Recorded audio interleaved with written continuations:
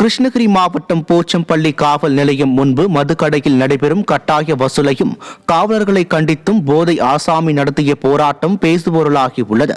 போச்சம்பள்ளி காவல் நிலையம் முன்பு போதை ஆசாமி ஒருவர் டாஸ்மாக் கடைகளில் 140 ரூபாய் பாட்டிலுக்கு 160 ரூபாய் வசூல் செய்வதாகவும் அதில் காவல்துறைக்கும் பங்கு செல்வதாகவும் கூறி போராட்டத்தில் ஈடுபட்டார். மேலும் தனக்கு போச்சம்பள்ளி காவல்துறையினர் 700 ரூபாய் அபராதம் விதித்ததாகவும் நீதிமன்றம் வழக்கறிஞர் என தான் 27,000 ரூபாய் வரை கட்டியதாகவும் கூறினார். தொடர்ந்து தனது வேட்டியை கலற்றி நடு ரோட்டில் போட்டு அங்கேயே படுத்து ஆபாசமாக பேசியது முகசுளிப்பை ஏற்படுத்தினாலும் அவர் குற்றச்சாட்டில் நியாயம் இருப்பதாக பொதுமக்கள் பேசி சென்றனர்.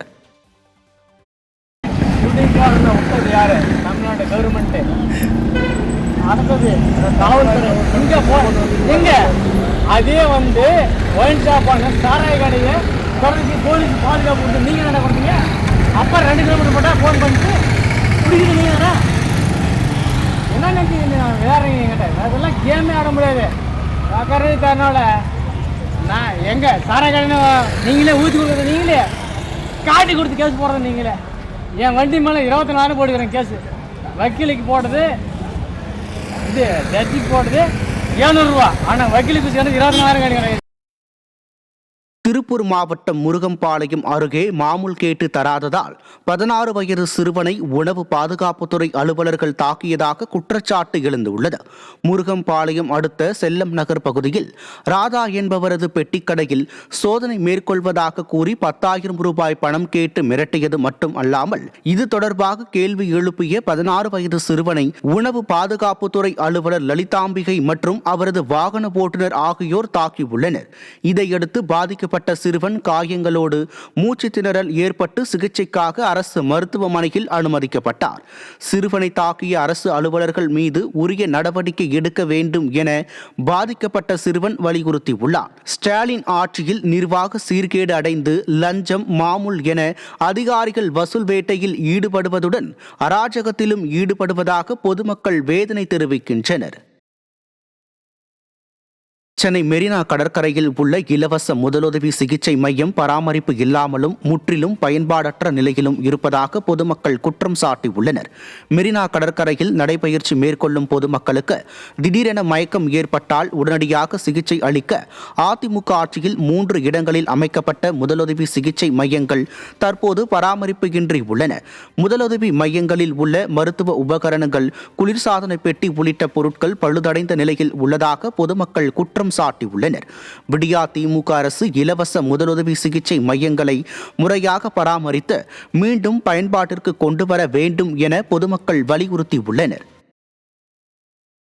மெரினா கடற்கரையில் முதல் உதவி சிகிச்சை மையம் ஒன்று இருக்குது. அது இப்போ பராமரிப்பு இல்லாமல் செயல்பாட்டில் இல்லாமல் இருக்குது. இது கடற்கரைக்கு வர ஆளுங்க எதனா ஒரு பிரச்சனை, மாரடைப்பு, இந்த மாதிரி எதனா ஒரு பிரச்சனை வந்தால் டக்குன்னு முதலுதவி பண்ணுறதுக்கு இங்கே பக்கத்தில் இல்லாமல் ஓமந்தூர் போக வேண்டிய நிலமையில் இருக்காங்க. அது இது கொஞ்சம் பராமரிப்பு பண்ணி கொடுத்தா நல்லாயிருக்கும். ரொம்ப மோசமாக இருக்குது, துரு பிடிச்சி போய் இந்த மாதிரிலாம் இருக்குது.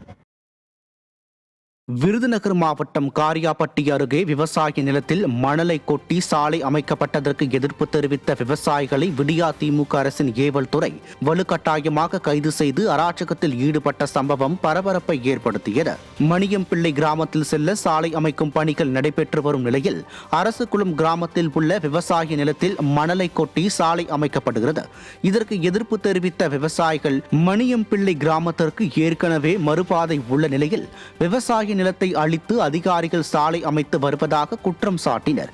மேலும் வட்டாட்சியர், வருவாய்த்துறை அதிகாரிகளை முற்றுகையிட்ட விவசாயிகளை விடியா திமுக அரசின் ஏவல் துறையினர் வலுக்கட்டாயமாக தரதரவென இழுத்துச் சென்ற சம்பவம் பரபரப்பை ஏற்படுத்தியுள்ளது.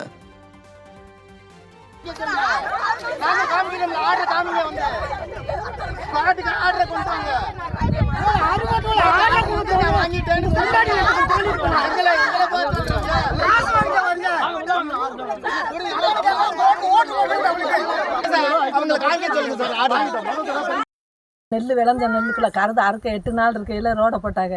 அதை அள்ளி நாங்கள் கோர்ட்டுக்கு போய் எங்களுக்கு தீர்ப்பு ஆயிடுச்சு. கோர்ட்டே தீர்ப்பு கொடுத்துருச்சு.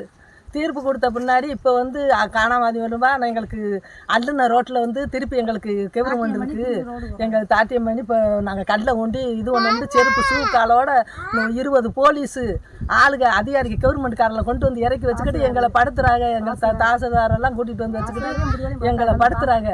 எங்களை உள்ளுக்கு இறங்க விடுறாங்க. எங்களை பிடிச்சி தள்ளுறாங்க. வயக்காட்டுக்குள்ளே இறங்க விடாமல் கல்லை ஊண்டிட்டாங்க.